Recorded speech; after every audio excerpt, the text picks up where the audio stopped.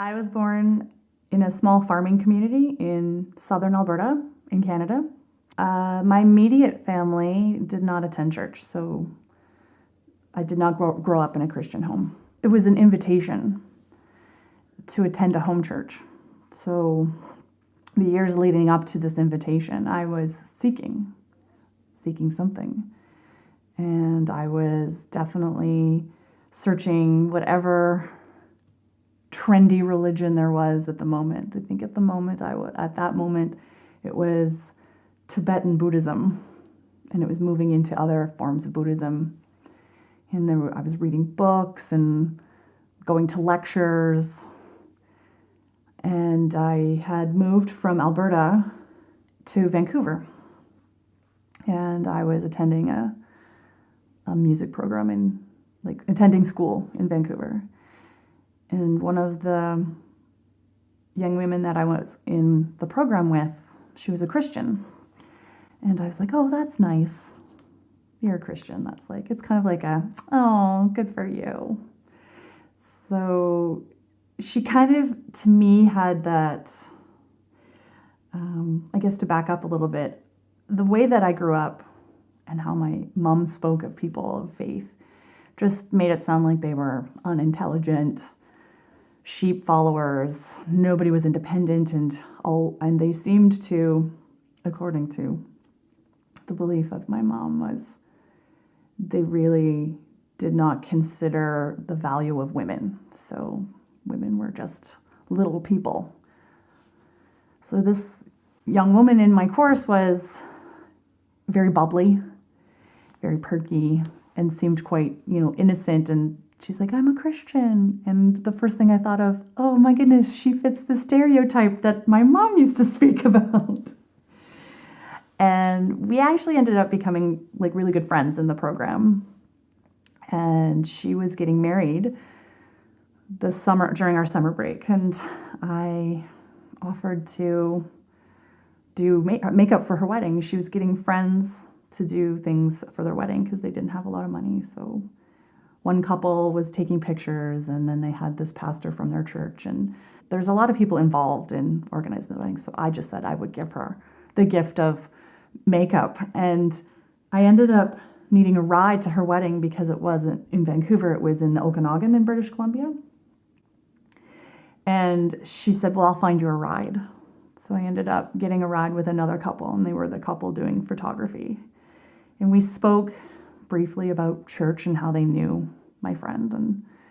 And at the time, when I look back at it, I was very involved in New Age practices, but I wasn't wholly committed to anything. And you turn to astrology and numerology, and you seek advice from advice columns or everything else in the world. But when it comes to seeking God, well, that's a possibility. But there's all this other stuff you can get advice from that's almost an instant gratification.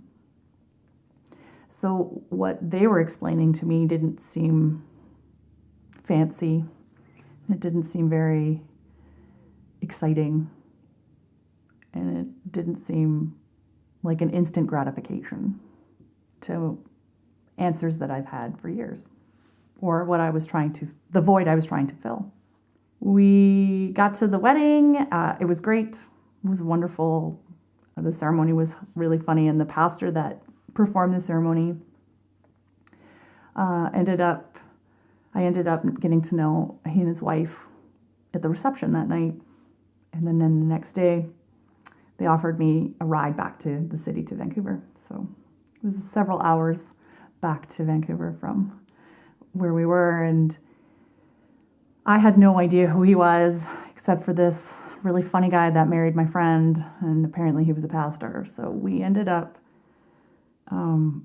they just ended up letting me talk about community that was missing and the things I was searching for, and I just talked and talked and talked, and I don't ever remember talking about Jesus, or I do remember talking about how I didn't think church worked, I had a lot of opinions that were quite misguided.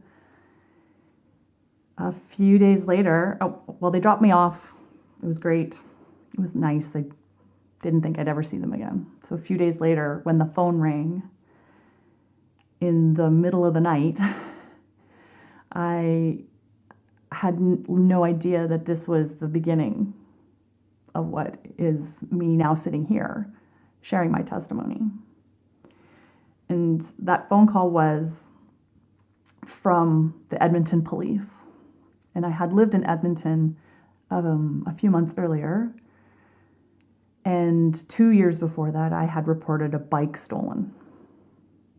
And my bike, they phoned at 4 a.m. And they phoned to say that they had found my stolen bike 2 years later. And it was the man who was riding my bike was a known drug dealer. And they were really excited because they'd been trying to find a way to arrest him and make it stick. And they're like, he was in possession of stolen property. Would you like to press charges? Okay, but this couldn't have waited. They're like, no, this is too exciting. And the fact that this was happening, it was kind of at the time I was like, this is a sign. This is a sign. Like, this never happens. Nobody's bike gets returned to them after 2 years. And you're like, this is kind of insignificant, but it was exciting. So my friend phoned, the friend who got married, she phoned a few hours later and said, I want to call because I want to invite you to this home group that we're doing. And our pastor who drove you home suggested that it might be something you'd be interested in. And the first thing I thought of was, well, I think I owe it to God to at least give it a try, considering what just happened in the last few hours. So I started attending a home church that was affiliated with the main church. They had broken off in the summer for just Bible study. And I was very skeptical and very cautious. And I would just sit there and I was like, why am I doing this? Why am I still coming every week? It's like, is it just to socialize? Is it just to be? But there was something deeper.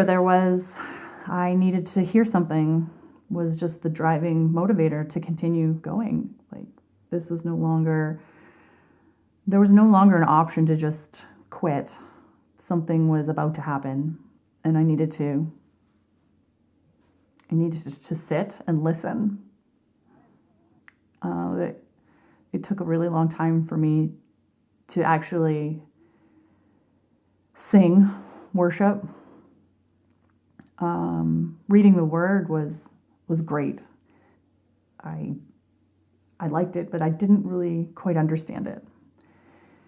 I have found out later that when you really are open and the Holy Spirit is in you and you are reading the word, it will fill you. The words will come off the page. There'll be moments where you're like, this makes total sense. And it was exactly what I needed. In the beginning, the Bible was just a book. And because of the background I had and the opinions of my family, they was just full of nice stories. But there was nothing truth to it. So I was sitting in the living room for that first few months, developing in what is now my family, still my family to this day. The people that were with me in that small group are still a huge part of my life several years later. But there was a lot of resistance to accepting what I was reading and actually believing that life was going to be better if I totally surrendered to the Lord. There was really just no evidence. There was really nothing that stood out at that moment. But I kept going. So when the summer ended and the groups were finishing, it was time for everyone to go back to church. And I had just started to warm up to the group and the small size of the group. And the pastor who was leading all of us, who I had gotten to know quite well that summer, I just kind of clung on to the congregation, that particular congregation. It was a small congregation at a larger church.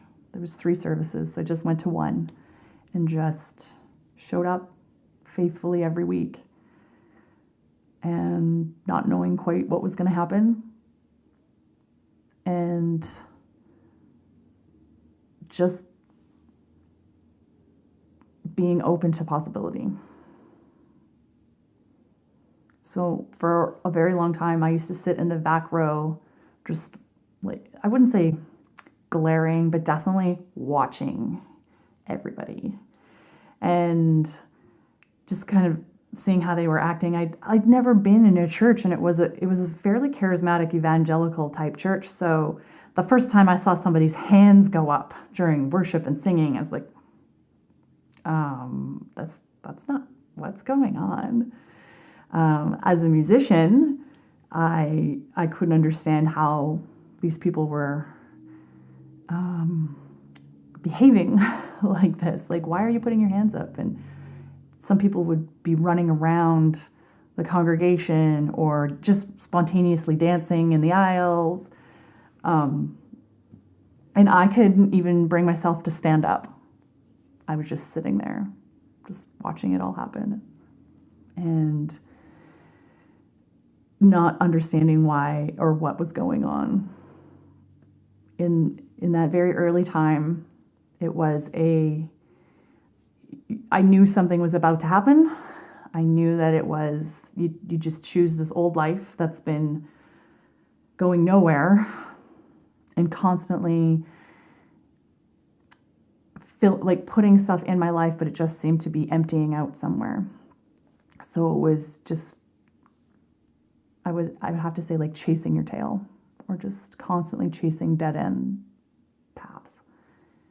That was kind of my first introduction to church, and to the fact that we all have our own different path, and that it doesn't matter where you are. Like, Jesus has you right where you need to be. God has you right where you need to be. And it took a very long time. It's hard to think back. It's hard to talk about that time, because I was in so much pain, so much confusion, and so much had happened to me up until the moment that I chose to start going to church, and then just listening to the word every week and becoming active in service every week. Just breaking a chain off every once in a while. Just a little link gone. So it was the slow release to freedom.